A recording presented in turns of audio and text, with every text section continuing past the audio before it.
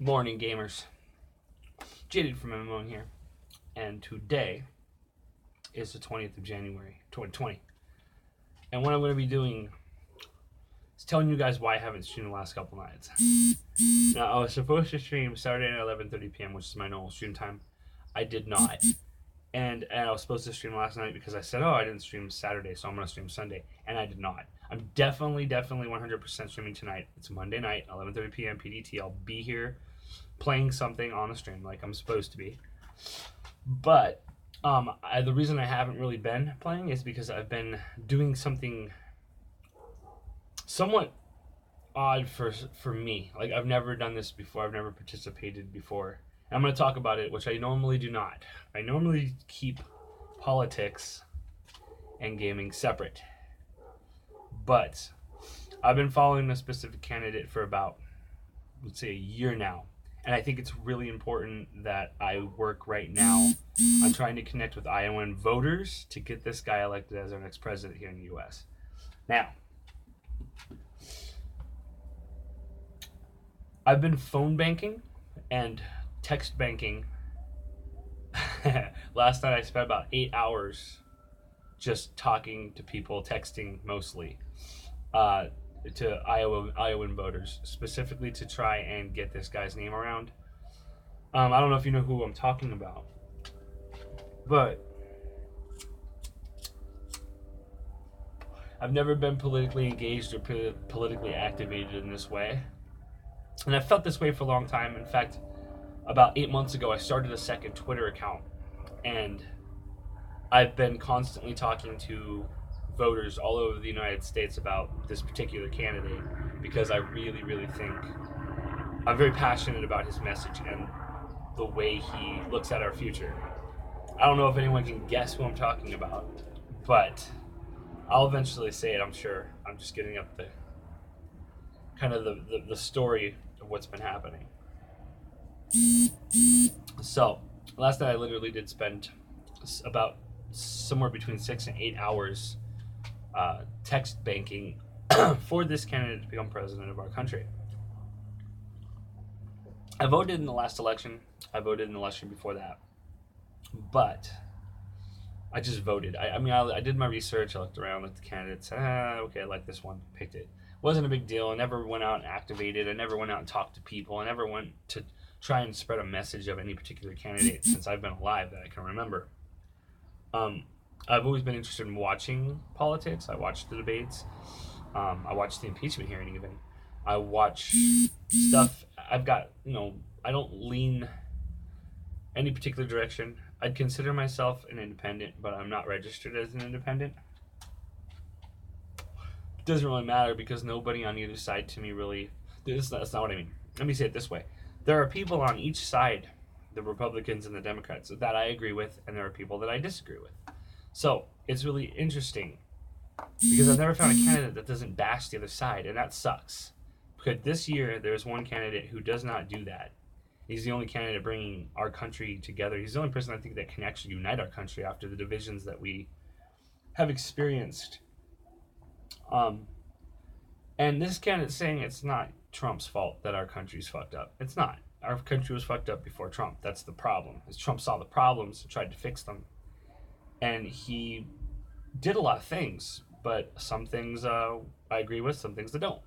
That's how it is with actually every single presidential candidate that's running right now, except for this one particular that I literally spent 6 hours last night text banking for.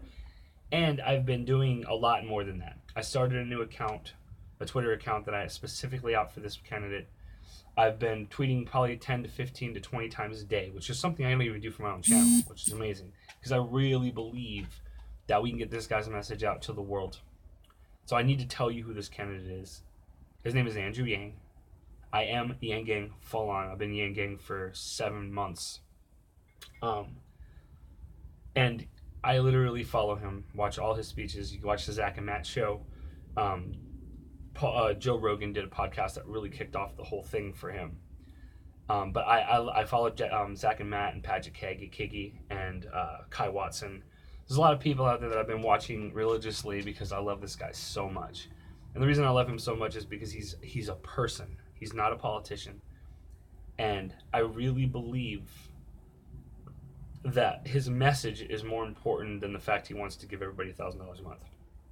In all honesty, the $1,000 a month won't even touch me, because it's for every American between 18, and it's a universal basic income. That's what Andrew Yang's running on. But this is something that has been proposed many times in our country's history, including the founding of our country. Martin Luther King was fighting for this when he was assassinated. Milton Friedman said we should do it with 1,000 economists endorsed it. It passed the House of Representatives 2 times under Richard Nixon for a family assistance plan. This is a real thing that actually is a very American idea. But I'm not going to talk about the freedom dividend. I was more going to talk about the message that Andrew Yang has. Now, it's really cool. He's the only candidate who is not attacking the other candidates and the president. There are a lot of Republican voters who are swaying toward Andrew Yang because he sees the same problems that Trump saw and used to win, and a lot of those problems haven't gotten any better. Now we're looking at these record high GDP, record high corporate profits, great unemployment rate levels on paper, but all those numbers they're not wrong, but they are not the way that we should be measuring our economy. So Andrew Yang has this humanity first vision, this vision of human-centered capitalism, where to make the government work for us, and it's a very simple message. First of all, everybody's measured in GDP and economic value. And there's a cat behind me. No. People have intrinsic value because they're human. Okay, it shouldn't be what the market values at is your value. And I think that over the last number of decades, we've come to believe that economic value and human value are the same thing. And they're clearly not. And the examples that Andrew uses are things like the fact that his wife, who just came out recently and talked about a sexual harassment situation that she was in, a very bad one from what I've heard, and she's kind of decided to step out and speak for the women who don't have a platform, which there's hundreds of thousands of them out there that don't report things like that. So I think that's really commendable that she did that too. But the important thing is she is at home normally with Andrew's 2 kids, who are, I believe, 5 and 7. And one of his children has autism. Hold on one second. Hey, what's up? Are you live? Mm-hmm. Hi. Hi guys, go subscribe to my channel, Portal Panda 101. Portal Panda 101. Go subscribe, hit that Is your notification foot... bell also. Here, take this to Grandma. She's here, right? Grandma's Yeah. still here? Wait, shoot, I need to give you the medication that you need to put on your foot. Here, right there. Grab that, take it to Grandma and tell her you need a little bit on your foot. Well, Andrew Yang's wife is at home with their 2 children, one of whom is autistic. And her value right now in the market with GDP and corporate profits, in our economic measurements, her value is literally 0. And that right there is enough, if you think about it, to want to vote for someone who believes that we're valued even if we can't work. I'm on disability for a mental illness. In fact, I'm on the autism spectrum. And I get disability. I get about $1,000 a month. So if this money were to come through, it wouldn't change much. I think I make $976 a month, so I'd get a couple extra dollars if I chose to use the freedom dividend, which a lot of people do. you give up certain cash and cash-like benefits to opt into the freedom dividend. So anyone who prefers what they have will keep it. Andrew Yang's not going to take any programs away from anyone. That's the coolest thing about him, is everything he's suggesting, the ideas that he has, actually, if you look into the data, they work. They will work. They have worked somewhere else. They're tested, and it's not like he's just coming up with ideas off the top of his head and trying to make people think that this is going to happen. This is shit that can actually happen. And so many people do not understand that right now. And the worst thing is they don't know his message, that it's not about the $1,000 a month. That was his catchphrase to get people to listen to him. And I get that. A lot of people turned on the TV just because, wow, this guy's going to give me money. Let's go talk. Let's go listen to this guy. But he doesn't start off his... They're not even stump speeches. I hate saying that because they don't sound like stump speeches at all. They're more like a PowerPoint presentation. His presentation, when he goes out on the campaign trail, which he's been literally doing 3 to 5 different, I was going to say shows. That's what it's like. It's like he's doing 3 to 5 different shows in Iowa. Each day. He's there for the next 15 days now until the primary on February 3rd in Iowa. Now, the most important thing about his message is he wants our government and our businesses and all the not the small businesses, but the businesses making billions of dollars in profit every year and paying, or trillion dollar tech companies, and paying literally zero in taxes back into our system. They are getting the most from us because they're using our data and they're making billions of dollars off our information. They're selling it and repackaging it and selling it, and we see nothing. We don't get anything back. We don't get a data check in the mail. And Andrew is saying that, first of all, we should be reaping the benefits of what we are helping to create for these companies. If the companies like Facebook and Twitter did not have us, how would they be making money right now? I mean, if there weren't millions of people using these services, they would literally be not making any money at all. You can't advertise on a platform that nobody's there. And that's the whole way people make money online now, is advertising. So we are an integral part of Facebook and Twitter and making their money for them.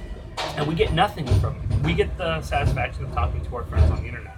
But they're making billions of dollars off of us, and we're not getting anything back into our system, our economy. People talk about taxes.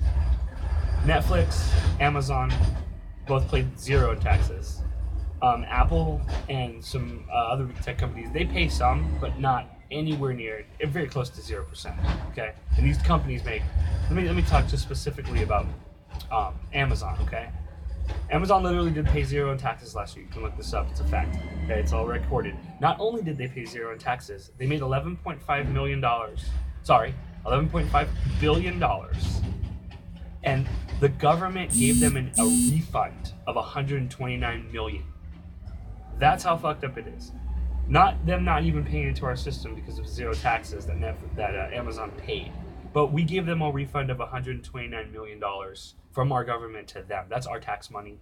That's money that our government could have used on something that we need here in our communities. And it went to them. That's just insane. I mean, the fact they're paying zero in taxes already is like, wow, that's weird. Why are we letting that happen? But then the fact that they're giving them more money is insane. $129 million. That money could have gone into education, or it's such a small amount considering how much we pay for the things that we're doing and we need. But the things we're paying for is mostly waste. We're not paying. The government is very good at writing checks, but they're not good at allocating where that money goes.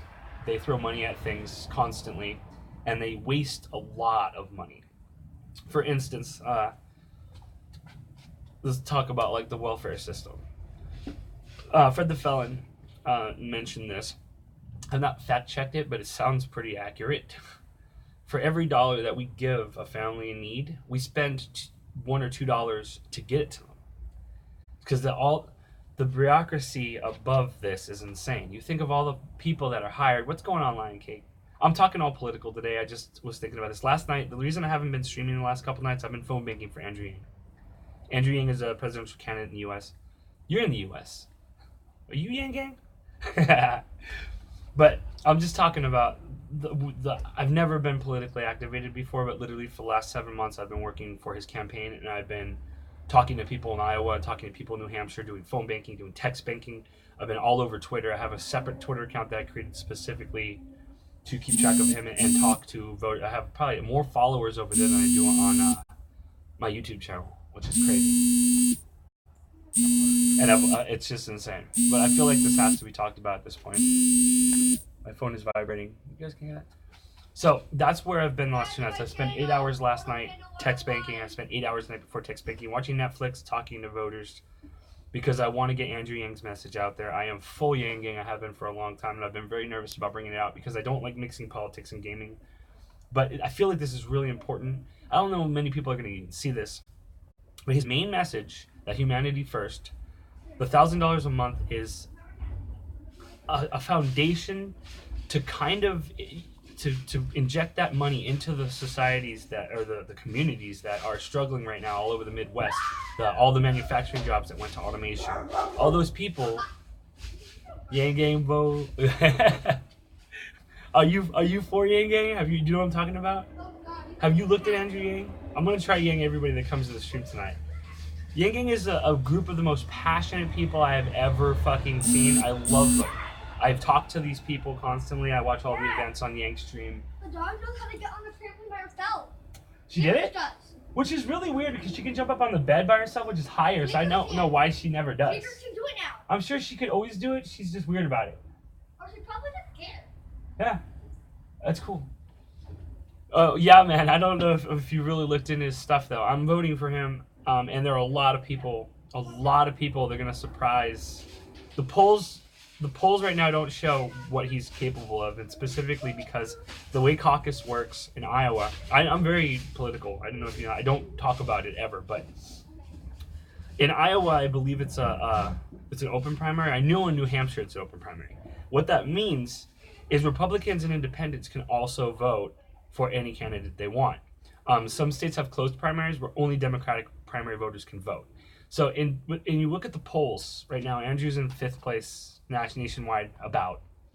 Bloomberg jumped the fuck up there. I don't know how that happened because all he did literally was throw billions of dollars into the race. He's just like money. He has not taken a single donation, so he can't even make the debate stage for the last 3 debates. He just threw money at it, and somehow he's actually polling higher than Klobuchar, higher than Steyer, higher than Yang. It's insane.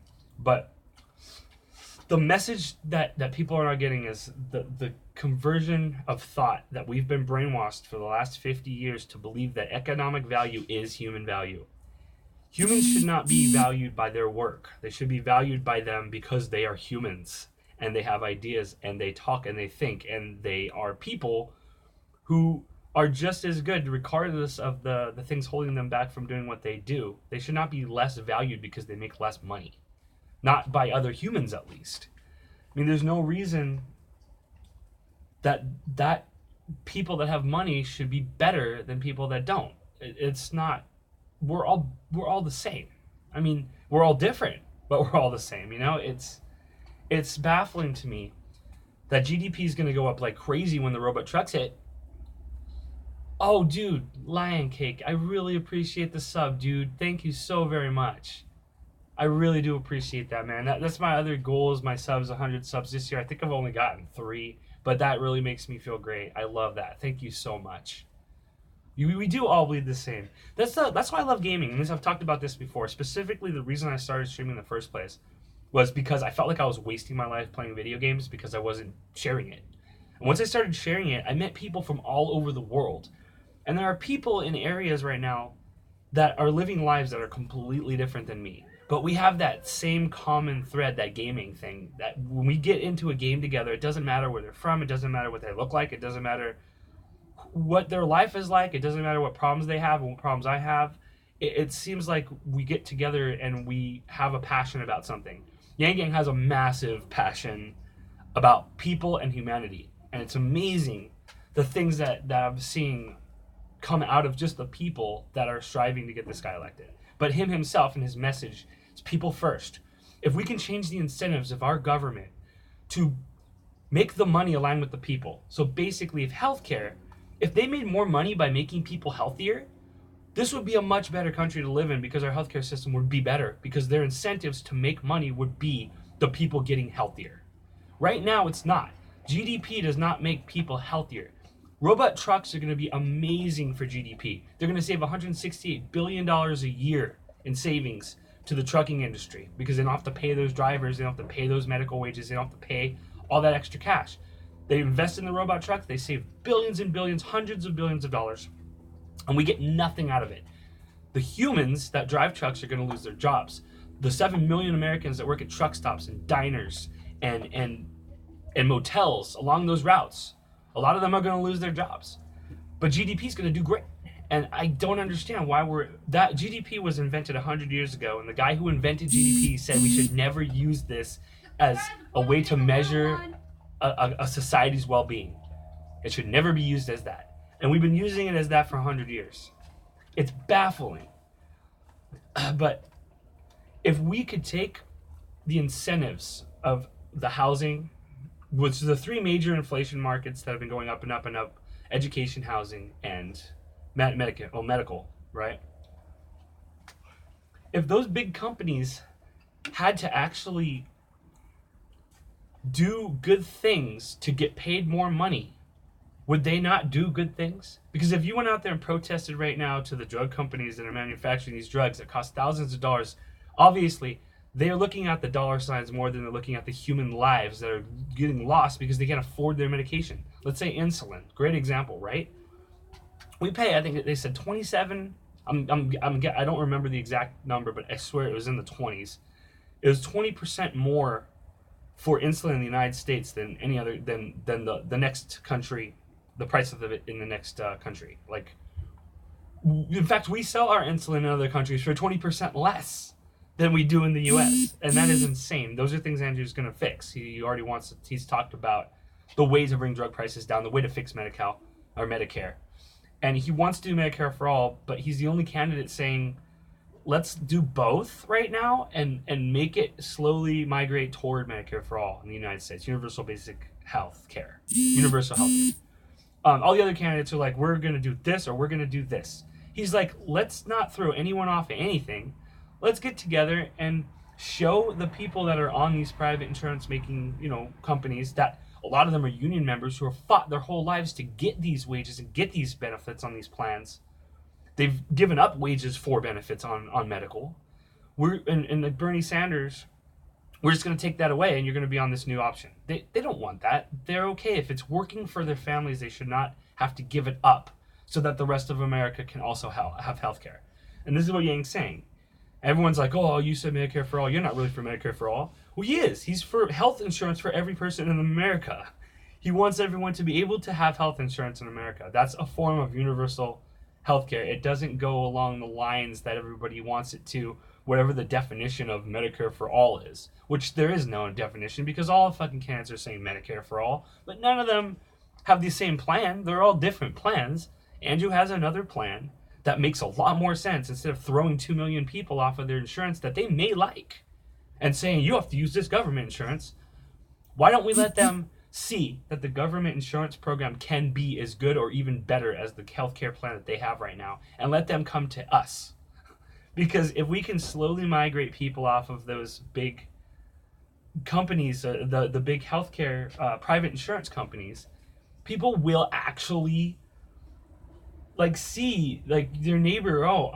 There are people right now that were on Obamacare and people who had private insurance lost their jobs. What do? They go to Obamacare. I mean, it's the same thing. It's just this is going to be like, hey, they didn't want to go to Obamacare because it wasn't as good as the health insurance they had. But if we can make the public option as good or better than the healthcare they have, they can slowly... Exactly. You can like Kaiser. That's the whole point. Why would a president come in and take healthcare that people like away from them? Everybody's different. This is the thing I don't get. I hate the fucking whole Democrat-Republican thing. I'm a registered Democrat. I do not agree with all the shit the Democrats say. I do not agree with all the shit the Republicans say. There are certain Republicans and certain Democrats that I like. There are certain Republicans and certain Democrats I don't like. It has nothing to do with them as people or the fact that they're in a party. It has to do with the ideas. Well, it does have to do with the way that they think. So I guess they are people. But it has nothing to do with party. And it sucks that people have to register as independent to be in that boat. Because once you're a Democrat, you're labeled a Democrat, and every time somebody in the Democratic Party does something stupid, all Democrats are the people who fucking take shit for it. It's like, I hate being included in that. They're like, oh, well, Democrats want to take away your guns. I don't want to take away your guns. I'm a Democrat. How do you group me into that? Republicans want to get rid of welfare programs, or, Hi, Dad. how do you group millions of people into a label like that? Dad. Yes, baby? Hi. Where are you? I see you. I don't see you. I'm in the upstairs bathroom. Oh, okay, nice. Subscribe to my channel, Portal Panda 101. Can you not vote because you do live in the States, though, right? Yeah, you do. Can you not vote because you're underage? That's another thing Andrew Yang wants to do. I don't know if that's the reason, but Andrew Yang wants to change the voting age to 16. Okay, see? Andrew Yang wants to let felons vote as well. This is the thing that Andrew said about voting rights in prison. First of all, if you're in prison, or if you are incarcerated in the United States, when you come out, they act like you're in there, and when you come out, everything's gonna be different, or it could change, but you have no say in what happens to it. If you know you're getting out of jail, when you're in jail, you have absolutely nothing you can do to make sure that the world you come back out to is a place that you're going to want to be in. You're still a citizen of the country. I agree completely with Andrew Yang, and this is his thing. He says anyone in prison should be able to vote. Anyone that's been incarcerated or been convicted of a felony should be able to vote. But the one exception he has, if you have deprived another American of their vote indefinitely, then you cannot vote. And I mean, that right there makes sense. If you murder somebody and they can't vote because you took their life, then you lose your right to vote as a citizen in the country. I think that's legit. I mean, that makes sense, right? But that's his only exception. Also, I love the fact he talks about he's going to be pardoning every single person on April 20th, 2021. Every single person in jail for right, exactly. You didn't kill anyone, so that's good. I noticed that. I kind of figured that because you're 24 and you're out. So you probably wouldn't have been out if you had been convicted of a murder. But and that's exactly what. I mean, if someone takes someone else's right to vote away, then they should not be able to vote. I believe that. But the cool thing is he wants to pardon every single person that's in jail for a non-violent marijuana crime. Okay, and he wants to legalize nationwide and legalize marijuana. I got something in my eyes are burning. Oh shit. Like it feels like sunblock, but I don't have sunblock on. It's like a chemical. I'm also all stuffy. Oh, it's weird. But he said the reason he said he wants to do that, I thought was great. He's like, why the fuck do presidents always pardon these like rich, weird people that are in jail for like things like money laundering or not money laundering, but what's the crime that corporate companies always do where they take money? Bend over and blink a lot, make the water in your eyes full. Like try to cry? Maybe I'm getting emotional because I'm talking about Andrew. It happens. Like he's an amazing person. But he wants to pardon like hundreds of thousands of people in jail right now for non-violent marijuana crimes or drug offenses. He wants to legalize opiate use. Let me make that clear. This is an amazing idea. And all his ideas are amazing. That's the thing. All his ideas, they stack on top of each other and they work in a system. And it's all based off that $1,000. That $1,000 is a floor for all Americans. It's just a place to start. It would help with homelessness services and spending. It would help with medical visits and emergency room visits. it would help with people struggling with every last dollar just to get their rent paid. And it would be able to let their minds literally... These people get smarter. This is something he talks about. Being in a mindset of abundance. Well, everybody right now is in a mindset of scarcity. Like, not everybody, but a lot of people are living paycheck to paycheck. 78% of Americans. We're all trying to, like... I know, the cat's right here. My dog's here, too. You can't see him because he's on the ground, not on the wall. Bash. Hey, Basha. You hungry? Hold on, I think he's hungry. Want this? Want some food? No? Here.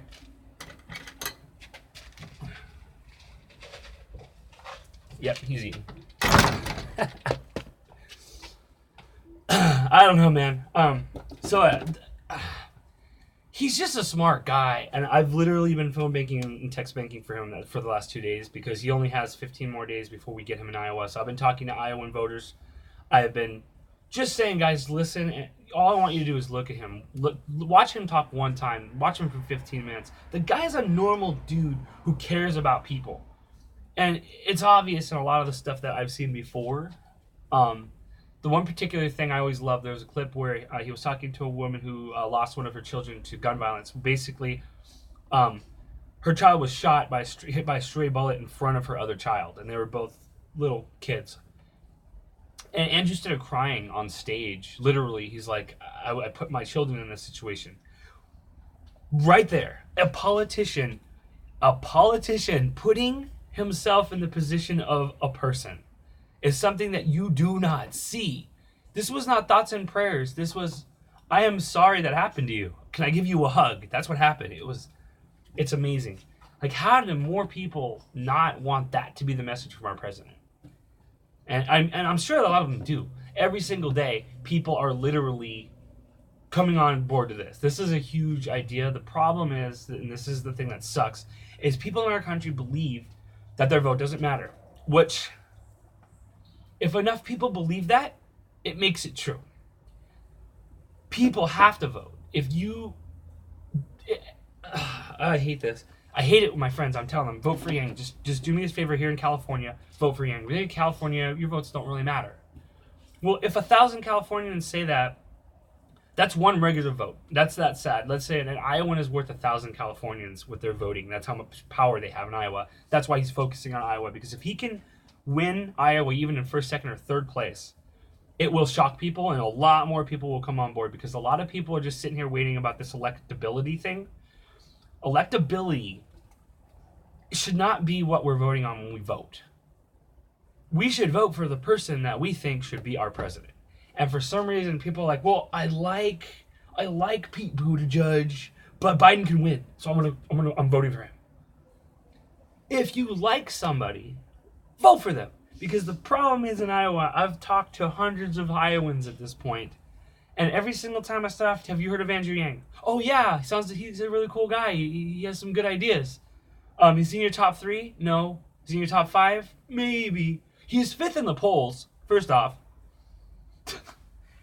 And they're like, well, how's he going to pay for the $1,000 a month? I'm like, so I send them videos like, okay, Amazon, $3 trillion tech company taking $20 billion from us every year and paying zero in taxes. And I love the fact I tell them about that $129 refund. They're like, wow, they got $129 million back from our government after paying zero in taxes? Holy shit.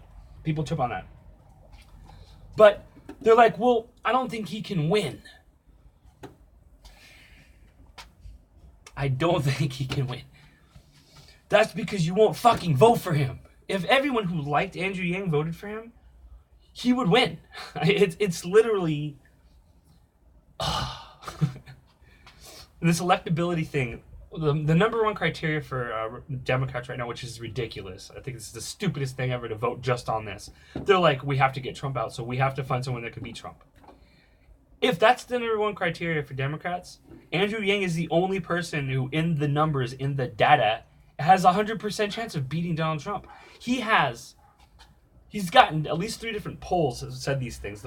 He had a poll that said 20% of Trump voters would support him over Trump. Now, I don't know. Obviously, 20% of Trump voters from the pool of people they used that were Trump voters. They were all Trump voters. The poll was actually, hey, Trump voter, would you vote for Andrew Yang over Trump? 20% of the people they polled said yes. That's a not like a, oh yeah, I like him. That's a yes from Republicans. Does Biden have 20% Republican support? Number 2, poll came out. 18% of college students, Republicans, college student Republicans, would support Andrew Yang. That's 18% of the young vote. I don't know how many people they polled there either. But these are college kids that are Republicans. All the college Democrats who are supporting Andrew Yang are Bernie. So that's a 50-50 right there. And now he's got an additional 18% of Republican voters voting for Andrew Yang.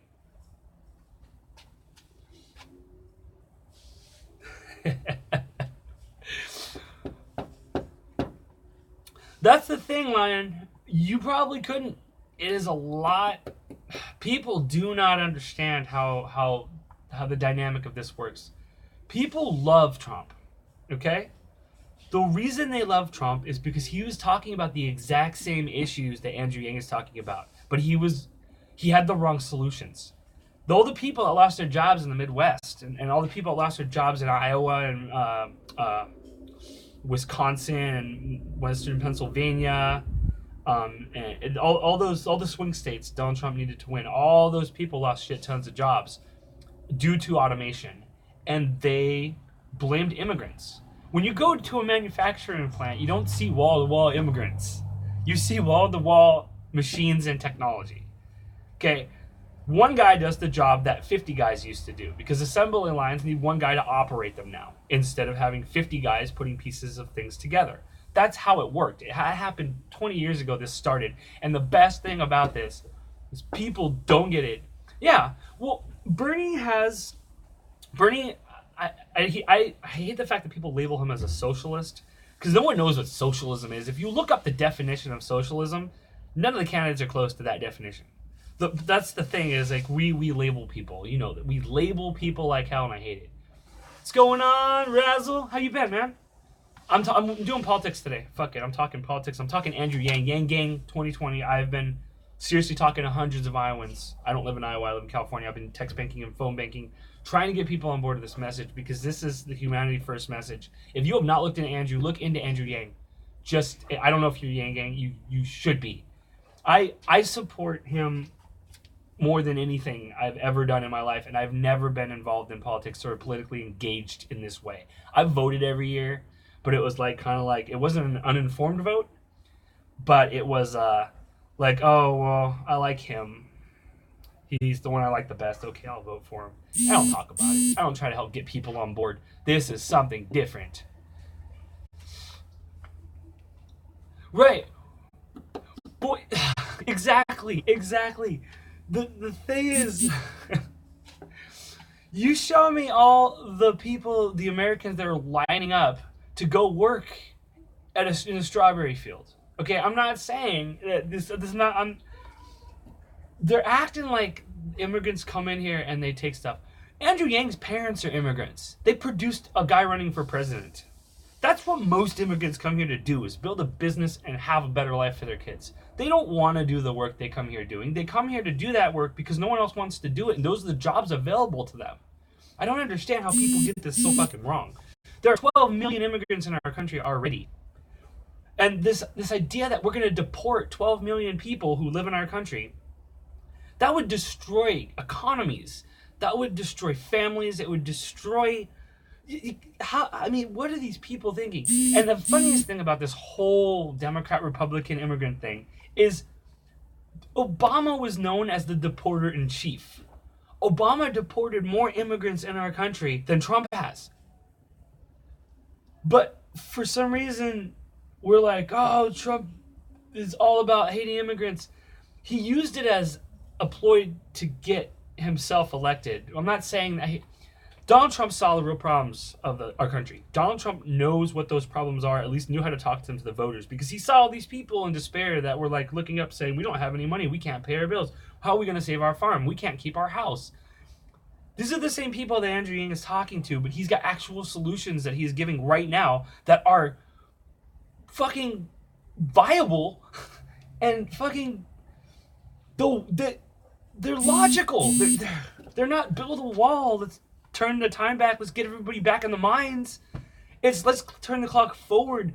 Let's fucking progress our economy to change the way we value ourselves and our work, and change what work is. I mean, there's no jobs to give people. You cannot turn thousands of coal miners into coders. First of all, that's ridiculous. Do you know who never says, let's turn the coal miners into the coders? A coal miner or a coder. Like, okay, I learned coding. I know C#. I learned C++ when I was younger. I did all my JavaScript classes and stuff in college. First of all, it took me years to learn to code.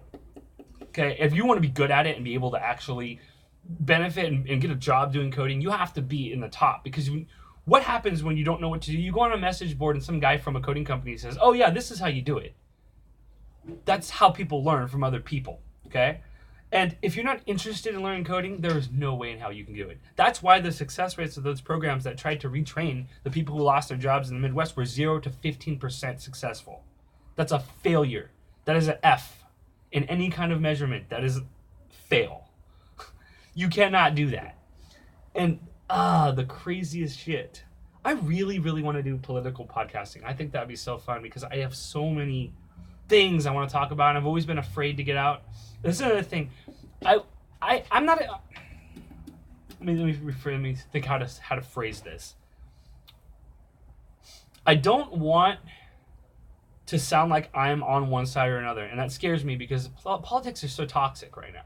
I'm very political. Specifically in the last couple of years, I've gotten more and more into looking at how everything's working and how we can fix problems. Andrew is somebody I believe can fix problems, and I'm not afraid to come out for Andrew Yang because he is not divisive. He is not attacking other people. Bernie and Warren are attacking each other. Both of them suffered from that. Biden actually went up, and they both went down in the polls. And that's because that's what we're trying to get away from, is all this divisiveness and all this fighting and name-calling. This is what's wrong with our country right now, is that everybody is against everything else. There used to be, the way politics used to be, Bill Maher, I love Bill Maher. I watch Bill Maher religiously. I love him. I also really fucking loved Todd Starnes. Todd Starnes was a Fox Newscast. I used to listen to both sides all the time. I listened to everything because I want to hear what people are saying. And Todd Starnes has this thing of saying, Democrats do this, Democrats do that. Bill Maher says, Republicans. He also talks shit on Democrats, which I like Bill Maher for that. He points out our flaws.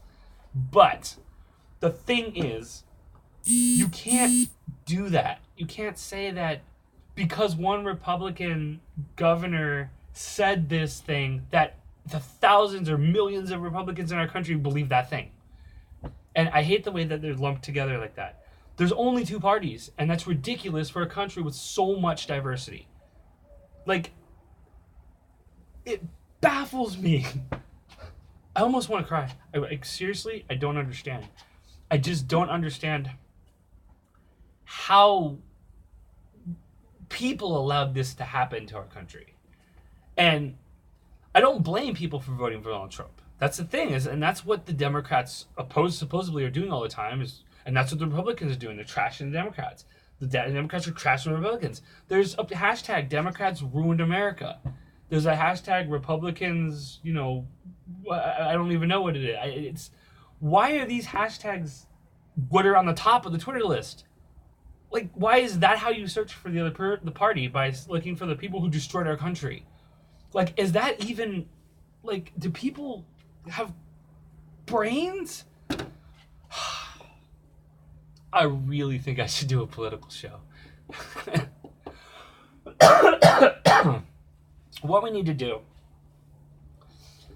is come up with a plan that shows the Trump voters who voted for Trump and still support him, and the people who did not, that we have a way forward for all of us as a country, as a people, as as a society, as humans. And the only person that's doing that is Andrew Yang. Literally. Everyone else is looking for the little flaws. They are fighting over the way we get universal health care. Instead of saying, hey, let's just give everybody universal health care. Let's not take stuff away from people. Let's give it to them also and say, which one do you like better? I saw this, that's the whole thing. AOC comes out talking about how universal basic income could destroy our economy. It's been tested in countries all over the world. Every single time it's been positive. The economy grows. This is based off of all kinds of studies and data. It's how many times has the trickle-down economy worked for the United States? How many times have Republicans gotten to office and started trying to crack up the taxes again? And how many times has that not worked? How do we not learn from that? This trickle-up economy idea is something new and different. It could work. All the data says it will. But even if it doesn't, shouldn't we try something that we haven't tried, that other people have and has worked for them? This is the whole thing about Elizabeth Warren's wealth taxes, okay? Andrew's got the numbers. He explains this. It's not hard to understand when you actually look at this data, okay? Right now, Amazon's paying zero taxes. Okay, Jeff Bezos is worth like $120 billion post-divorce, something like that, right? He pays taxes every year, okay? He pays his personal taxes. If we were to crank up a wealth tax on Jeff Bezos to 80% of his taxes were to go straight into our hands, how much would we actually get? Would we get billions of dollars? No, we wouldn't see shit. We'd barely see any of it because the same tax loopholes that he's using right now, keeping all his stuff invested in Amazon stock, he's not going to pay himself $5 billion a year. He's going to pay himself $200,000, $500,000 a year. He pays taxes on that. The wealth tax will get a little bit more of that, but it's not going to actually give us anything back. People, the companies aren't stupid enough to lose taxes to tax revenue because of the way our tax system in the United States works. It's very easy to avoid paying taxes for these companies. They have money that they can invest in not paying taxes, literally. So that's not going to do a damn thing. The VAT tax, which has been tried in Europe, let's not say been tried, is active in Canada, in lots of European countries like Germany and Sweden. They've had this in place for years, a VAT tax. And it actually reins in the big companies because they cannot escape paying the toll. And people make this argument, the big argument, inflation. If we had a VAT tax, let's talk about the VAT tax first. The VAT tax, everyone's going to get taxed more. Okay, Bernie wants to tax everyone more to pay for healthcare. Bernie bros are like, let's go. Of course, they also want to throw 2 million people off of their healthcare and say, you have to use this now, which is something I do not agree with. I think Bernie has some really good ideas. He's been around since 2016. I followed him a little bit when I was in 2016, but I didn't actually vote for him. I need your help, Dad. What do you need help with, baby? Logging the Discord. I'll be right back.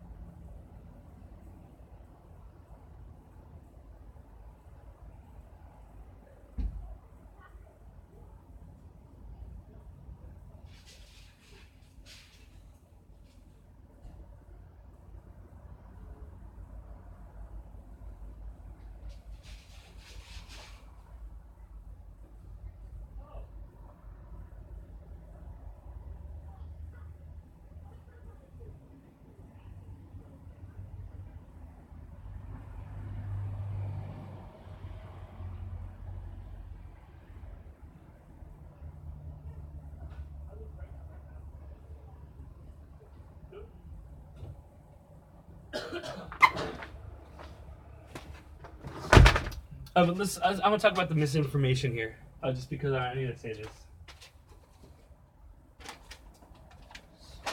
I might turn this into like a long episode of me just ranting about politics and Andrew Yang because I really, really want him to get elected, and I'm trying very hard. I'm literally putting in work.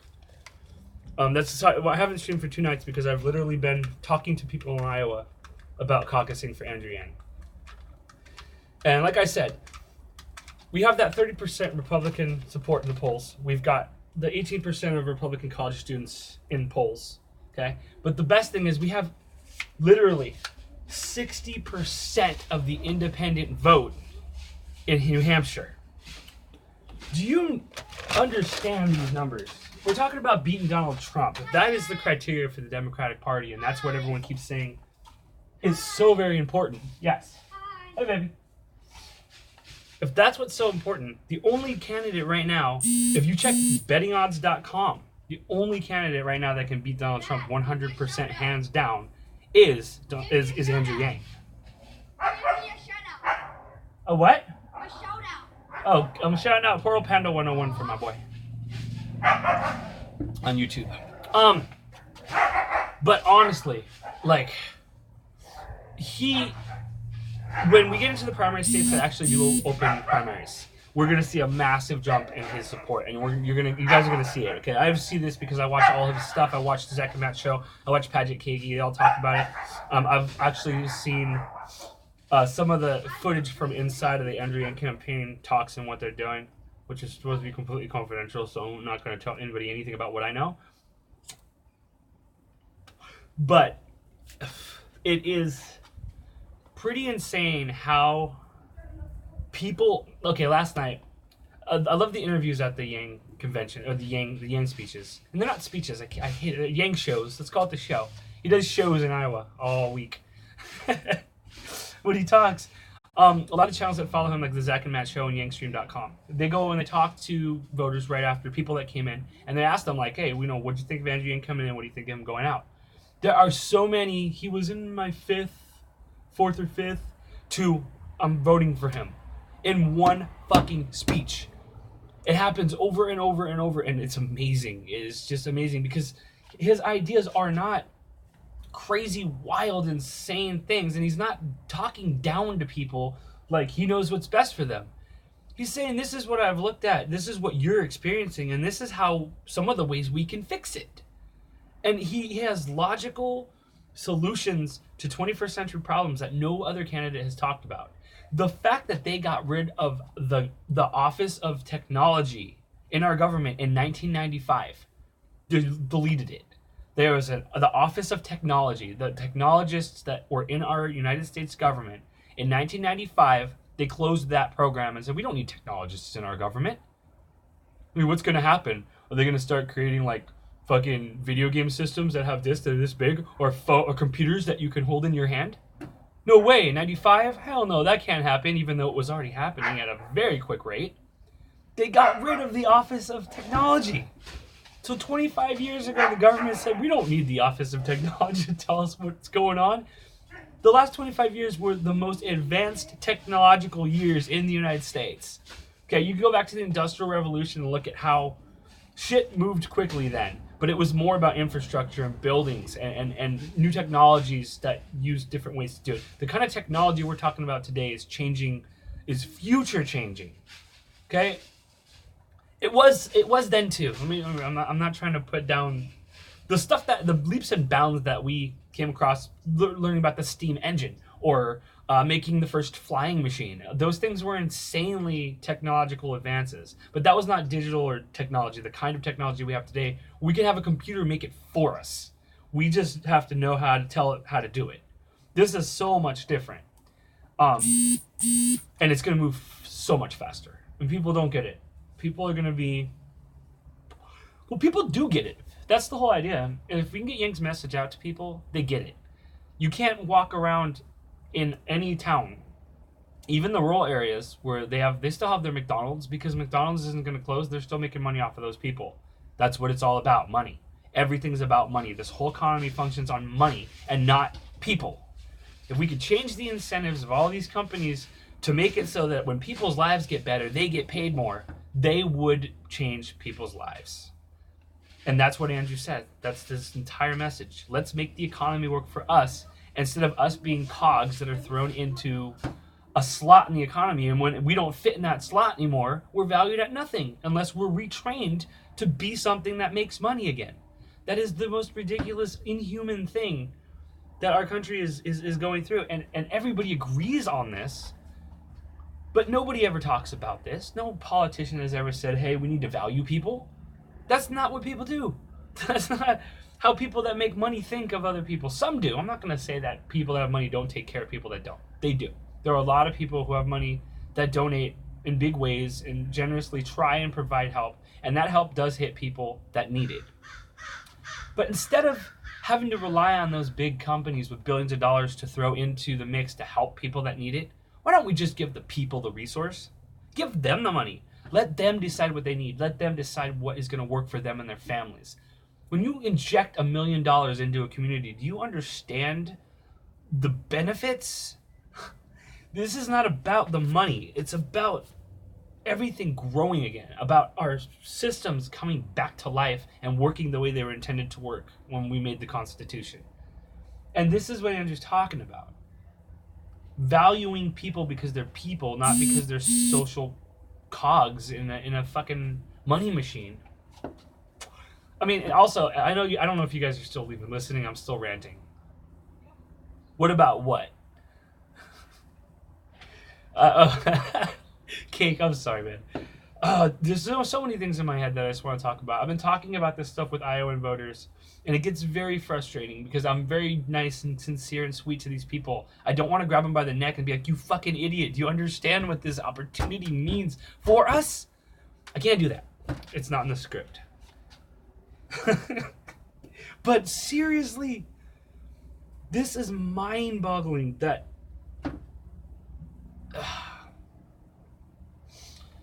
I want to talk about Trump. This is crazy, okay? I don't hate Donald Trump. I was surprised when he got elected. I thought it was crazy that tens of millions of Americans took a bet on the narcissist reality TV star. He already had very high name recognition coming in. He's done a lot of things. Oh, it did. What's your opinion when people say Norwegians are brainwashed into thinking their economy is better than it is due to the healthcare they have in motion? Okay, well, I don't know that much about the healthcare system in Norway, but I do know that it's better than the one in the United States. Because every other country that has any kind of basic need healthcare system is better than the one in the United States. Being brainwashed to believe that your economy is doing good is what's happening here. I can't talk about Norway because I really don't know exactly how their system works. But I know that in Norway, they do have a VAT tax, and that helps a lot with the amount of money that is going in. But Norway, though, I also believe that their VAT tax applies to everything. Yeah, I'm jumping around too much. Let's go back to the VAT tax. One of the things that's really cool about a VAT tax, it's not like, here, 10% on everything. In Germany, is it Germany? It's 20% in the UK, isn't it? A VAT tax? In parts of the UK. I don't know exactly which countries, but it's about 20%. Most places that have a VAT tax integrated into their economy, and it's there specifically. It's 20% tax on the point of sale. Now, when you say point of sale, you're thinking, shit, that means every time I buy something, it's going to be 20% more expensive. That's not the way a VAT tax works. This is the coolest thing about a VAT tax, which is better than like a tax on a specific item. VAT taxes can be 100% tailored and customized, which means you could have a 10% VAT tax on a yacht. You could have a 10% VAT tax on a rocket to Mars. It costs billions of dollars to buy, which would add hundreds of thousands, even millions of dollars into the cost. You can put a VAT tax on watches that are over $1,000. But you can exempt a VAT tax on milk. You can exempt a VAT tax on diapers. You can exempt a VAT tax on toilet paper. You can exempt a VAT tax on the everyday things that Americans buy, like food and clothes. You don't have to actually charge on that. That's not where Andrew's trying to charge. He says this famously, we're not trying to get the money from the town dentist. He makes good money, but he's not the person that has all the money. The people that have the money are the leaders of these trillion-dollar tech companies, these trillion-dollar massive giants. They're the ones that's where the money is. What we need to do is tax the things that they purchase, tax the things that they buy. So the point of sale transaction is from the stuff they're buying to us. And that is a huge difference because people are like, oh, our taxes are going to go up. Oh, inflation. I started talking about earlier too. Inflation is not even going to happen. I'm going to get back to that Norway question because I want to talk about brainwashing. Inflation, there's three main areas where inflation takes place in the United States mostly. Okay, most stuff stays about the same regardless of how much money you inject into our economy. This is proven because we bailed out Wall Street for $4 trillion and nothing went up in price. Okay, the things that stayed the same are clothes, food. They've all gone up, slowly over the years. That's natural inflation. The kind of inflation people are worried about is if you give everybody $1,000 a month, everyone's going to have $1,000 more and everyone's going to raise their prices. That is ridiculous, and I'll tell you why. There's a few reasons. First of all, it's been tried in lots of other places in the world and lots of other test groups, and that didn't happen any of those places. Okay? In fact, people actually, lots of times, the prices of things went down, and this is why. When you inject $1 million into a small rural town, those people are going to spend that money at local businesses and places in their towns. Those people are going to have to hire on new people, and they have to pay them more money. So if they were to say, well, all these people have money, that one restaurant that says, you know what, let's bring our burgers down 50 cents, they're going to make more money. They're going to make more money than the guy who raises the price. If anybody tries to say, well, fuck it, they have $1,000 extra, let's make our burger $20. Is anyone going to buy it? I mean, people aren't going to automatically be like, oh, I have $1,000 a month now. I'm rich. I'm going to spend my money on whatever the fuck I want. All right, man. I appreciate it, Lion. Thank you for hanging out. It doesn't work that way. People aren't going to become less cost sensitive because they have $1,000 extra. People are still going to look for deals and bargains. People who have money look for deals and bargains. You don't waste money. That's something we've been taught our whole lives. So, I mean, I don't understand how people think that this massive inflation is going to happen. And secondly, if inflation did happen to a small degree, we're getting $1,000 a month now. Free money that we weren't before. That zeroes out any extra tax that we're paying. I mean, instantly, it's like things are going to get cheaper for us regardless of whether or not they go up in price a little bit, which they could, but most industries, they won't. The three major problems with inflation in the United States are medical, education, and housing. And there are a lot of ways we can fix these problems because honestly, the main way that Andrew talks about, he has specific plans for everything. Andrew Yang has specific plans for every one of these to bring the costs down and fix them. Very detailed, awesome plans that make sense and will work. You can just read them. He has 150 plans on his website, 150 different ideas of things to do to fix problems in a country that people care about. Yang2020.com. Okay, the three major places where inflation takes place in the U.S. Those three things: education, healthcare, and housing. Now, housing is difficult because housing has a lot to do with the regulations of the state. The government has some control over certain things with housing, but not much because people have fought for years to make sure the government had no control over housing. But if we were to somehow make the incentives for people who own properties, and I'm talking about, tract housing and things like this. If we said, hey guys, if you were at a certain rate of rent or a certain percentage of national wage to rent, we would give you this much money a year. But for every dollar that you charge over that amount, you'll lose that money. That's essentially free money. Now, if they want to say, if that amount, let's just say that amount is an extra $1,000 per unit that they own, okay? If their incentive was, if they were to raise everybody's rent by $1,000, that would be a huge issue. That would be insane. If they were to raise everyone's rent by $200, they'd be foregoing the free $1,000 that they'd be getting for owning that tract house. So basically, we'd have to make it we have to make the incentives of housing people who are landlords for the better that they're treating their tenants, the more incentives they have. We have to incentivize human we have to incentivize human value on these companies. When we say to the medical companies, instead of giving you money based on how many procedures you give a person, how about we give you money on how many people in your facility get better? How about we give you thousands of dollars in grants if you show us that you are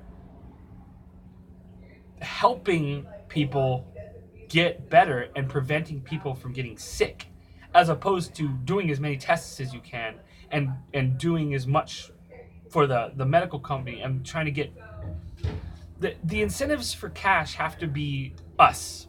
People have to be the incentive. People have to be, if they're doing good, we can do good. Because right now it's if we're making money, we're doing good regardless of how the people do. And this is a huge problem in education as well. Education has hired on so many administrative positions in these big schools. This is why the money's gone up. It's gotten 2 times more expensive. It hasn't gotten 2 times better. College, all this debt loading up with students. The reason that the colleges have gotten so expensive is because they're paying all these additional administrative workers that they don't need. Okay, they don't need these administrative workers. This is non-faculty. This is not the teachers. If we got rid of half or even 75% of the administrative branches of these schools, we would be saving hundreds, maybe even millions of dollars a year. I was going to say hundreds of thousands, or maybe, probably more like millions of dollars. If we look nationally, probably more like almost billions or billions of dollars on just administrative, which would bring down the cost of college by those billions of dollars. And we don't need all those administrators. We don't need all those positions in the corporate branch of the college. The college isn't there to be a corporate for-profit place, which is what it is and what they've turned into. But that's not what college, the incentives shouldn't be to make money at a college. The incentives should be to train and educate people to be able to go out and make our economy better. And as soon as people listen to Andrew and they understand his vision for our country, I really honestly and truly believe that you can't say that his ideas are not good. I mean, the arguments against him are all misinformed. There was a statement from a Bernie Sanders representative, and she said Andrew Yang is trying to take away all your social net programs or your social programs. And it is completely wrong. She has no idea what she's talking about, and I hate it because AOC said the same thing about income, fucking universal basic income, destroying our economy. How is putting money into our economy going to destroy it? Putting money into our economy will grow it. That's the whole point. That's what the trickle down is supposed to do, is put money down into the hands of the American people so we can purchase things and make more jobs. How can we purchase things and make more jobs if they're not giving the money to us? They're giving it to the big companies that aren't even needing to hire people anymore because they can do all that shit automated. So much. Well, this has been my Good Morning Gamers today. It's just a massive rant. Please, if you're in Iowa, caucus for Andrew Yang. If you are in America, look into his ideas. And if you really don't think that what he's saying makes sense, then walk away and do your thing. But please give him a chance. Even if you're a hardcore Bernie or a hardcore Warren or a hardcore Biden or whatever you are, if you don't know much about any of the candidates, look into all of them. Okay? Please look at all their policies if you really want to make an informed decision about who we want as a leader of our country right now. And if you look at Andrew Yang's policies and you still don't think that he is a person that really wants to help this country, wants to get rid of the divide in this country, and wants to literally help families and communities get out of poverty, then I don't know what to tell you, because that's what he wants to do. So maybe more people will check out Andrew Yang. He's an amazing person, and I really think that if he was able to become president, If people would stop saying, I don't think he's going to get elected, and say, I'm going to vote for him, it can happen. It's going to be surprising to a lot of people because they don't know. Dave Chappelle is doing 2 shows for Andrew Yang in South Carolina coming up shortly. He's got some amazing endorsements. Danny Glover, some dude from The Walking Dead, I can't remember his name. A couple football people. There's going to be some people coming out soon, too. And in February, he's meeting with Obama. And he hasn't talked about this at all. And I think there's a reason. He's a really smart guy. I think he's using tactics to bring information out at the right times to make sure that people, it gets into a news cycle. Because that's what we're trying to do is just get his name out there. It's not even about... Andrew's not hard to sell once you talk to him or listen to him. If you listen to Andrew Yang once, like I'm saying, so many people coming out of these events, they're going in, Andrew Yang, I've heard of him. He seems cool. He has a lot of good ideas. And when they leave, they're like, yeah, he was my 5th when I came in. He's number 1 now, voting for him. Voting for Yang. That's what we need, guys. We really need a president, Andrew Yang. So, we'll see what happens. But check him out. If you have not checked out Andrew Yang, check him out. Yang it's yang2020.com or Yang Gang, #Yang Gang. Check out the Yang Gang stuff. Check out the people involved in this movement. This is a movement. It's a movement of people who value other people, and they stopped looking at parties, and they stopped looking at bureaucracy, and they stopped looking at these politicians who sway back and forth because they're in terms that last their whole lives in the Senate and Congress. We need to have... I don't even know how to make this any clearer. The people that are full-on hardcore Yang Gang like I've been for the last 7 months, I'm talking to people in Iowa because I'm telling them, hey, you got to check him out. Just listen to him. Just check out his ideas. Because 95% of the people who go and look at him, take a real good look and see what he's about, they cannot say they're not about that. They can't. Because people are genuinely good, I hope, I think. But a lot of his electability, they're afraid he's not going to win. And when people are afraid he's not going to win, or people say my vote doesn't count, enough people start to believe that, and then their vote doesn't count. Oh, Andrew Yang. If you're in the U.S. Hi, awesome. How you doing from Ukraine? Very cool, man. See, this is the thing, too. The stuff that's happening, I'm not going to get too... I've been talking about politics for like an hour now, and I don't do this on my streams normally. I've been phone banking and trying to get this guy elected president. The divisiveness, not just in our own country, but the divisiveness that is becoming fallout from other countries is horrible. Because we are all... Like, the one thing I love about the fact been streaming for 3 years, love gaming. I'm going to call you Ether? Ether. Okay. Ether. I love the fact that people from all over the world game together and there's never any problems. It's like we get along because we are passionate about something. It's gaming. And the divisiveness, I mean, there's obviously a lot of toxic gamers. I'm not going to say there's not. But the divisiveness in our country is spreading to our relationships across the world right now. And it's because we're not doing good here at home. And I know that in Ukraine it's not good at all. I mean, you might have a good life. I don't know anything about you. I know there's a lot of issues there too. But I mean, every country has issues. I know some of them are a lot worse than others. But it's amazing to me that we're not all trying to get together at some point and fix this shit. Like, so many people care more about their families and their communities and the people in the world. Are you a Yang Gang? Are you a Yang supporter? I know that there's people all over the world that are about Yang.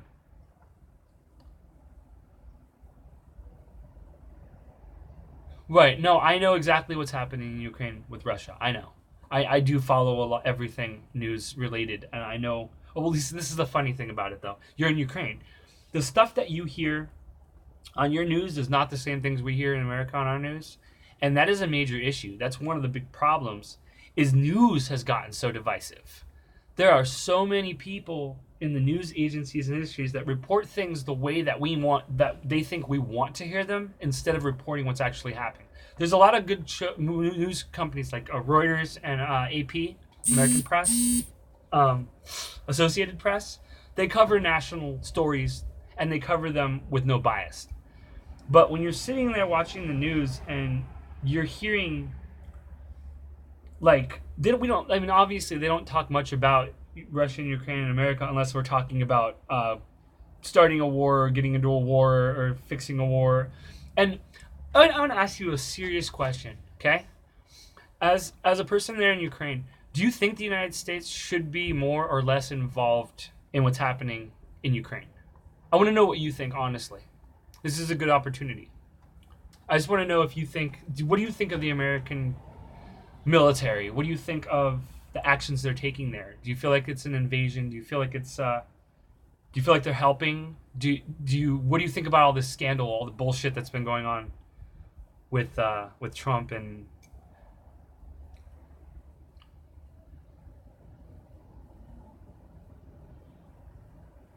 Right. Yeah, exactly. A lot of the news organizations in a lot of other countries are bought and sold by the government. I mean, specifically, there's places like China and Russia where they have a lot of access to their media. And it's hard to get out a story that's not... In the United States, it's not supposed to be like that. It never was. I mean, well, it always has been to an extent. But there's not a lot of news organizations now. Exactly. Okay, I agree with you. I completely agree with you. I don't think that the United States should be trying to fix something that we see as a problem that may have not been. I'm not talking about the fact Russia invading Ukraine was definitely a problem. Okay, I'm not saying that's not. I understand that any country invading any country is a problem, and that's why I don't think we should be in Iraq. We invaded Iraq. Like, what the fuck? Like, 75% of Americans do not want war with Iran right now. Yet somehow we're fighting with them. And we should have never pulled out of the agreements we made with them. Our country makes Americans look bad. And most Americans do not agree with what our country is doing in a lot of these scenarios. Obviously, Ukraine should, we need to support Ukraine to get any country out that's invading, but doesn't that mean we need to accept the fact that Russia's supporting us, Assad, because they want us out? I mean, they want ISIS out. I mean, we created ISIS in a way. This is a huge controversial thing. The United States government has not. They are very bad at rebuilding our own country. We should not be trying to rebuild other people's countries. Okay? We have no right to be stepping in and telling people how they should live because the entire idea of America is freedom. And if a country is going to do something to their people that their people hate or that their people do not want, those people will eventually rise up like they do in so many other countries, and they will take democracy for themselves. And it's sad, and it's going to be a bloody, hard path for a lot of countries. But it's worked over and over and over. You know what never works? Is when we send the United States into a country and say, we're going to fix your problems. That doesn't work. It never has. You look at North and South Vietnam. You look at North and South Korea. We've divided more countries due to military action and bad decisions on our parts than we have ever brought together. It's amazing how we keep getting involved like the U.S. is going to be the savior of the world. We could be the leader of the world. We were at one time, and we have a leg up on a lot of other countries. There are countries approaching us quickly on a lot of the things we used to be number one in. But we have never been good at trying to rebuild another country. And that's primarily because we don't even know how to rebuild our own country. Our infrastructure in the United States is falling apart. Yeah, not like it is in other countries. There's a lot of countries that have way worse infrastructure and issues due to the fact that the way their government spends their money. And a lot of governments are very corrupt in the world. So there was a lot of corrupt people in the United States, a lot of corrupt politicians in the United States that spend money that is needless to fix problems that we're not actually experiencing. I'm going to read some of the stuff you've been putting here. Yeah, American-Russian Act. I say it's help, but actually it's about laundering of money, military bases, and influence. Well, there's the other thing. It's like, obviously, the United States wants to position itself in a place where we can keep an eye on what's happening, because of a lot of people hate the United States. But maybe they should start to think about why a lot of other countries hate the United States. Because I don't think it's because the United States over here living their lives. That's not what they hate. They hate the fact that the United States keeps trying to get involved in their lives. They keep trying to throw themselves into the center stage and say, we're going to do this if you like it or not.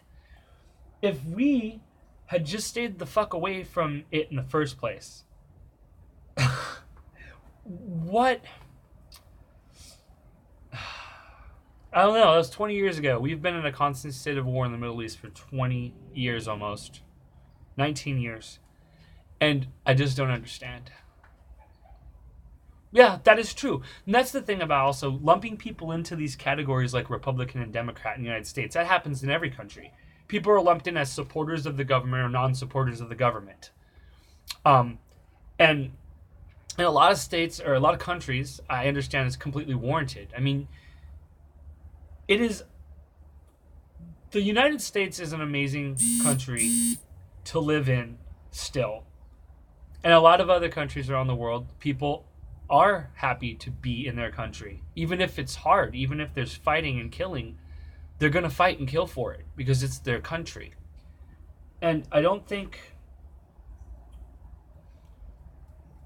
think that people around the world now with all the social media, I know in some places like Russia and China it's harder, but still they get their social media information. Even North Korea gets information in and out.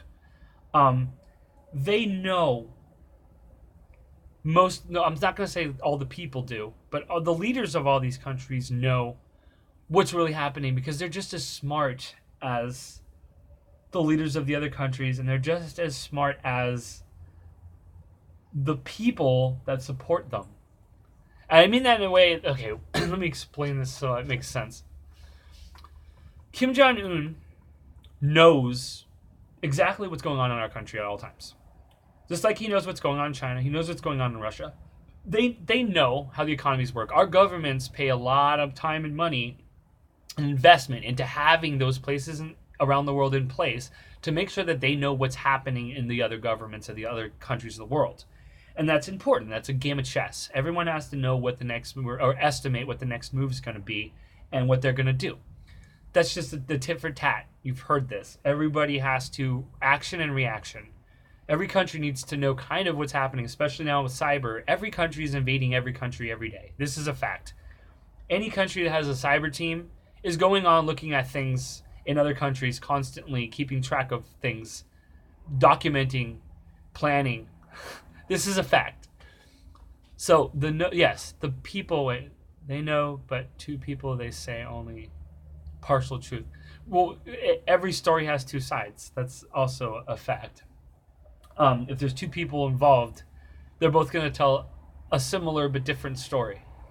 And that story is usually biased to the way that they feel about what's happening. If they don't want to get in trouble, they're going to make it sound like it's the other person's fault a little bit more, even if it was their fault. But both people are going to do that. So you get the same story from both sides, but both of them saying, I didn't do it. Let's point fingers. This is literally what happens in government, too. I feel, and this is all my own opinions. I mean, I don't know how you, like where you are in Ukraine, or if you're in an area that's been annexed, or if you're in, a different part of where you are in government. And you don't have to answer any of these questions. I'm just, there's so many different perspectives, even from the same person that you're talking to. Every single person in Ukraine is experiencing something different, just like everybody in the United States is experiencing something different. Even though we live together in communities, our communities may be similar, but our country, our state, let's just talk about California in general. California has some of the most diverse areas in the United States. And when I'm talking about diverse, I'm not just talking about, people and different types of living. We've got deserts, we've got snow, we've got beaches, we've got mountains, we've got every kind of weather in the United States can happen here. Not necessarily weather events and natural disasters. We can't really get monsoons. We can't really get tornadoes. We can get earthquakes. But I'm talking about the diverse landscapes in California A lot of films are shot in California because we have terrain from all over the United States, and they can do it all in one day. We can do a beach scene we can go to the beach, drive for a few hours, and go skiing. This is how it is in California specifically. So, how can a place this diverse, with so many different ways of life, be pegged into a label like Democrat or Republican? Like, everybody has different views on everything. It's, both Ukraine and Russia are acting bad and not caring about people because the war is just cover-up. Ukraine's cover-up, basically solid. Yeah. Well, I mean, I don't actually know enough about this to give you detailed information about what I think about it, because I have not looked into exactly about the annex in Ukraine. I know that the United States looks at it as Russia invaded Ukraine. I know that I know that the Ukrainian government now I think is better than it was from what people are saying in Ukraine. I don't know how deep the corruption went with the previous president or person in power there.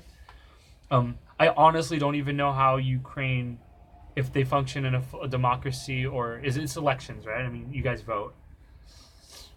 So, I mean, I don't know that much about Ukraine specifically. I know the Americans hear about it all the time on the news, but they don't tell us anything important. They don't tell us what's actually happening, and people just tune it out because, honestly, if I'm trying to figure out how the hell I'm going to pay next month's rent, am I really going to be focusing on what's happening across the world for me? I mean, Americans are just like everybody else. The first thing that happens is you have to take care of yourself and your family. You have to make sure that you have what you need to survive before you can even start to focus on anything else. And in a country where people are specifically threatening your survival, any country where there are people there threatening your survival, it's a fight or flight, and a lot of people have been killed all over the world because of this fight or flight versus survival. They stay and fight or they leave. Nobody wants to leave their home. But I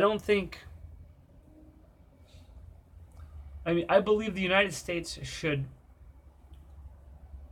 be a voice on a platform for countries that need help, like we were doing in Ukraine, like we were doing in before we got involved. I mean, like we were doing in in Syria.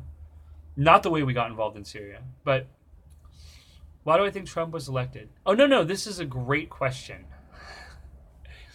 Okay, I'm a big Andrew Yang supporter for president. I did not vote for Donald Trump. I don't think he's as horrible as the news media tries to make him out to be. And Andrew Yang's gotten the same problem with the news. They completely disregarding his coverage because he's a no-name, but he's come out in a big way in the news companies and starting to pay attention to him. But Donald Trump got elected because of a lot of reasons. If you turn on the news here in the United States, the reasons you would think Donald Trump was our president: Russia, election hacking, right? Hillary Clinton, the email scandal, the FBI, just this ridiculous hodgepodge of political bullshit that it tries to explain why he's our president. I know why Donald Trump got elected, and Andrew Yang is the one who told me. The reason Donald Trump got elected is because we automated away 4 million manufacturing jobs that were primarily based in all the states that Donald Trump needed to swing to win. These were all purple states that normally wouldn't have gone to him but did. It's because those manufacturing jobs got taken over by the machines, just like every other country is happening too. Those people lost their jobs. They lost their homes. They lost everything. The jobs were important. 4 million Americans didn't have the work that they used to have when Donald Trump came along and said, hey, I'm going to bring your jobs back. And to 4 million people who just lost their jobs, that's what they needed. They needed jobs. So when Donald Trump said, we're going to bring back the coal miner jobs, we're going to bring back build a wall to keep the immigrants from taking your jobs. We're going to do all these things that were about jobs and jobs and jobs. People needed money. People needed jobs. And he got half of the country to vote for him because they knew who he was. They knew he was famous. Famous people always do the right thing, right? So they did. They voted for him. No, he did give them some jobs back. But if you look at the numbers, you're looking at headline unemployment in our country. It looks great, okay? Headline unemployment doesn't take into account people working multiple jobs. It doesn't take into account the wages that they're making. People underworked and or overworked and underpaid. It doesn't take into account people who have left the workforce, which in the case of the 4 million manufacturing jobs that got lost, half of those people never worked again, never went back to work. Half of those people out of that half filed for disability in the country and are living off the government now. Okay, so it wasn't the jobs that he created were nothing compared to the jobs that were destroyed by the automation. This is 4 million Americans. Okay, and that message of speaking to these people saying, we're going to help you, these rural towns who don't have work, these rural towns and red state interiors that didn't have, the communities were dying, their malls were closing because of Amazon, their profit and their work, their stores in towns were all closing down, and they didn't know what was going on, and Donald Trump was the only person saying, hey, we need to fix the problems. But his solutions to fixing the problems weren't the best. A lot of them, and also he could have done that without being so divisive. That's one of the things I don't understand about Trump. He has his base support, and he is a person of showmanship, okay? He likes to be loud, and he likes to be controversial, and he likes to say things purposely constantly that make people say, what the fuck? And it's a shock factor. He had that from the beginning. He was not a politician. Neither is Andrew Yang. Andrew Yang is not a politician. He's an American who literally wants to help fix the problems that got Trump elected. But look, and honestly, yeah, just look into Andrew Yang. Just check out one of his speeches online. The Joe Rogan podcast is a good one, but he just did one recently, a town hall in Iowa, that I thought was amazing. You can find thousands of them. There's so many people following him around, filming him at every event to make sure he's out on the internet. If you type in Andrew Yang on Google, you'll find hundreds of thousands of videos. It's crazy. He's all over the place. And he's doing much better in the polls now, too, in the States. We're going to shock the world. I guarantee it. Andrew Yang is going to shock the world on February 3rd. It's going to be insane. But, so Trump got elected because the problems he pointed out were real. No other politicians were saying, hey, we need to help you guys get, your jobs back. They were like, we need to retrain everybody. And it's kind of like what Trump said too, but he made it feel more like he wasn't a politician, which he wasn't. He wasn't a person who was going to push the same narrative that all the politicians talk to, the talking points. A lot of politicians, I think it's hilarious. The last debate that we had in the United States, everybody's up there fighting with each other. And I'm thinking, a country that is literally divided in half right now, our country, based on what we feel is right and wrong, which is ridiculous because there's so many more layers to that. The only time I saw speeches after his attack on the airport. You're talking about Trump?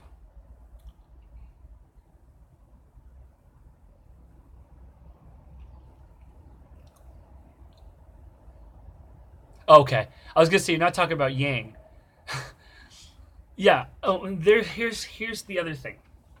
Trump is a known liar here in the United States as well. Okay, this is not some kind of thing that Trump supporters will be like, he doesn't lie.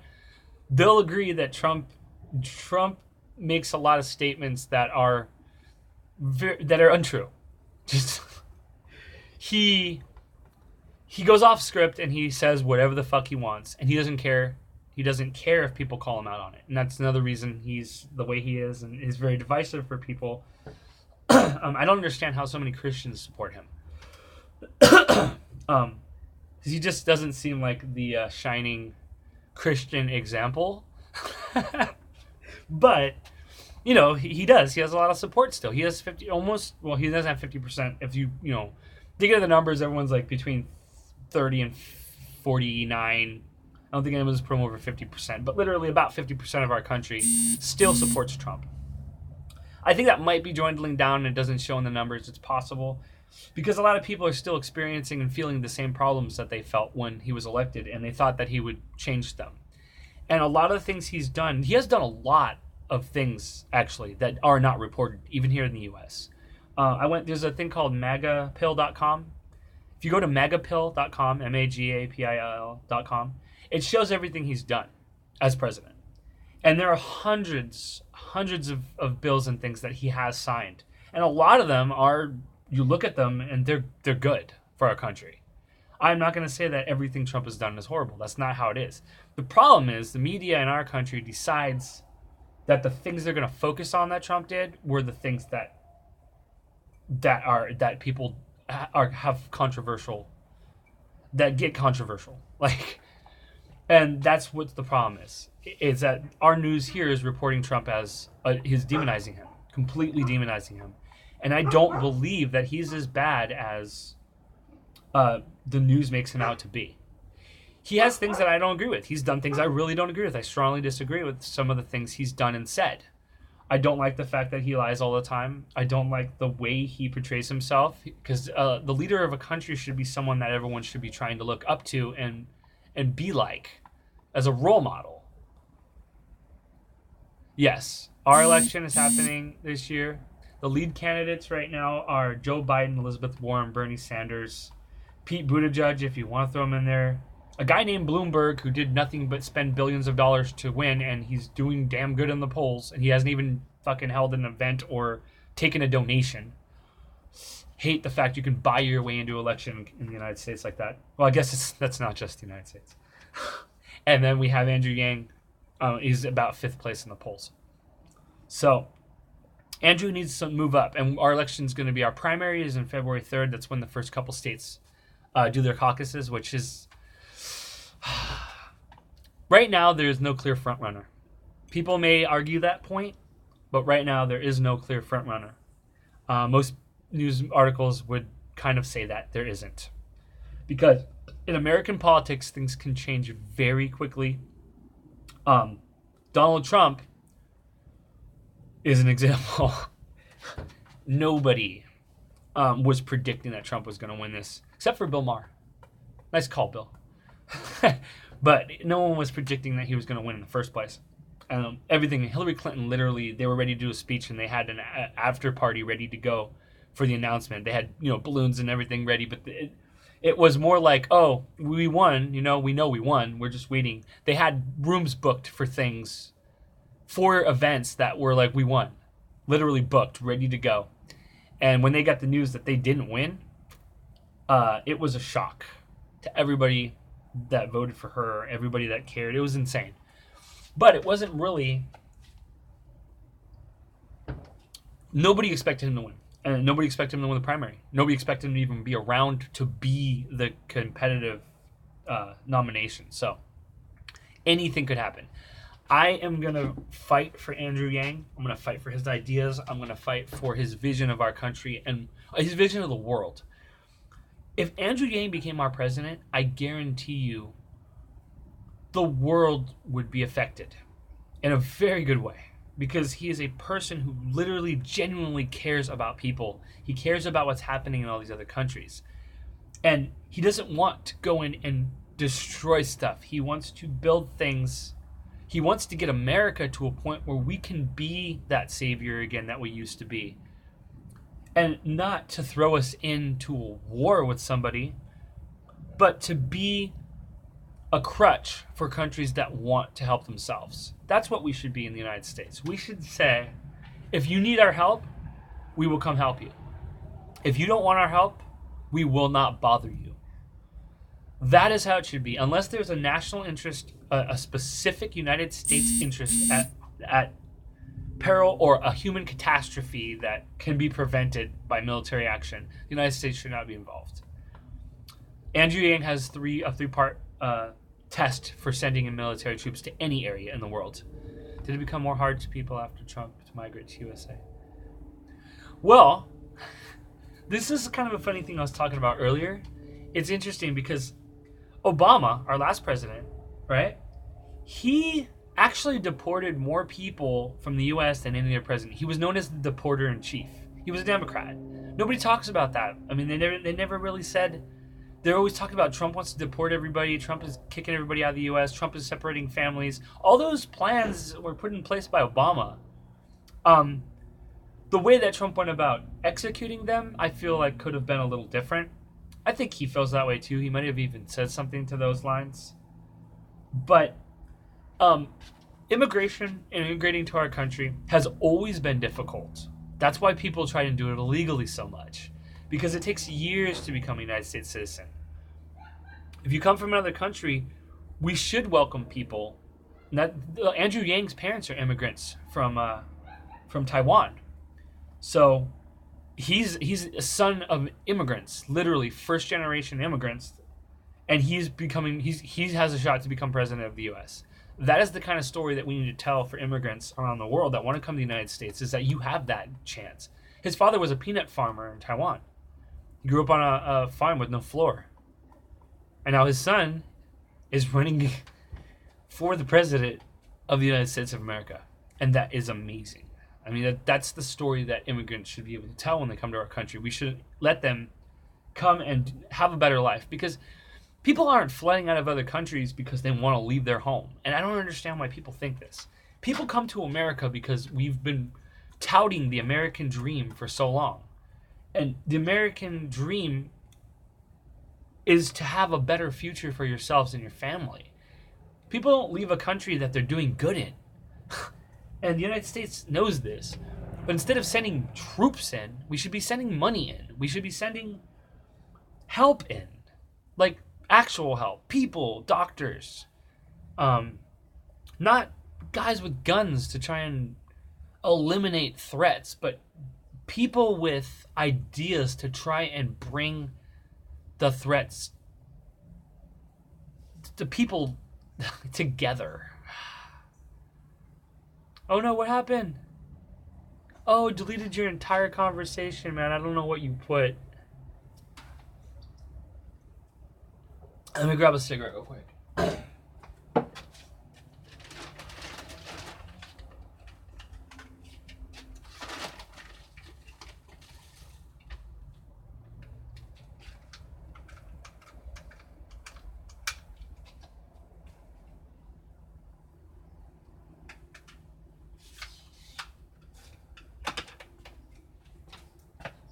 So actually, I have a question,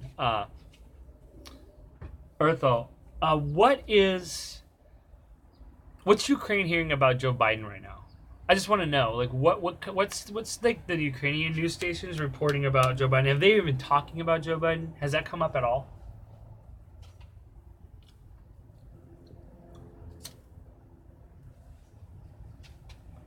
And the second question I'd have for you is, how much has Trump been in the news in Ukraine? Also, follow me, please. I'd like to get to know you better. I really like the perspective that you have here for sure. Are you trying to post a link?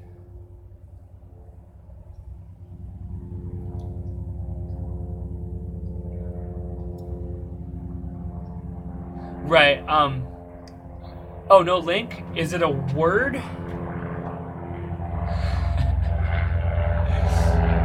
I've got a lot of words blocked out that I don't want on the stream. I don't know what you're trying to type that's making it not work. Shit, I feel really bad because I don't want that to happen to someone because they're trying to talk to me legitly about something. I have to go through and like change things. Oh, yeah, okay, yeah. The word homo is probably one of the words that's knocked out. Hold on, Stream sniping. I got shot at by my kid with a tennis ball. You want to play? Yeah, sure. Alright, give me like 10 minutes.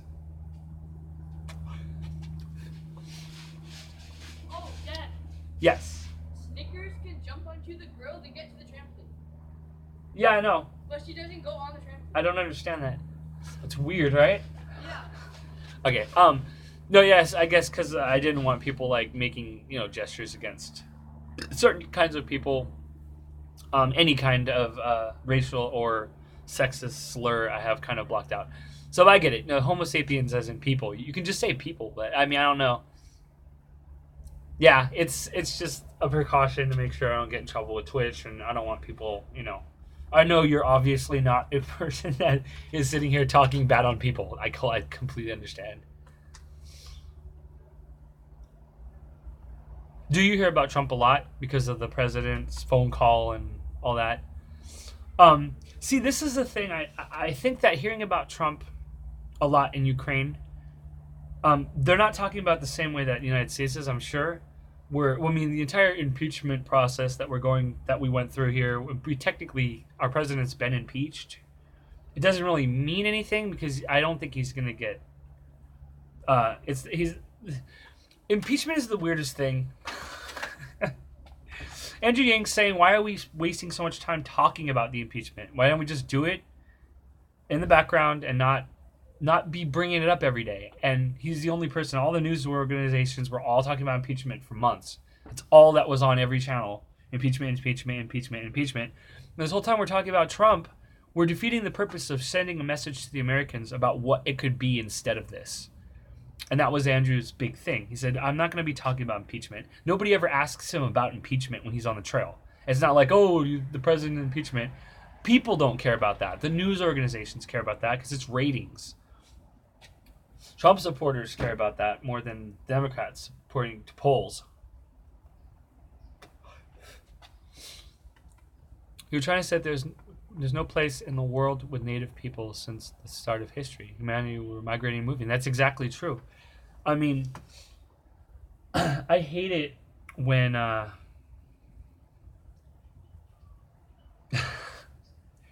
we've coined the term Native American. I'm not saying this in a bad way. I think they should be American. They were here first, and every country has that. Everybody in this country migrated from somewhere else, as you said. But some were born here before everyone migrated from, the UK or from Britain or from, the European countries. Most Americans came from Europe. I mean, if you go back on their timeline far enough, that's where America founded. It's founded by Europeans, literally.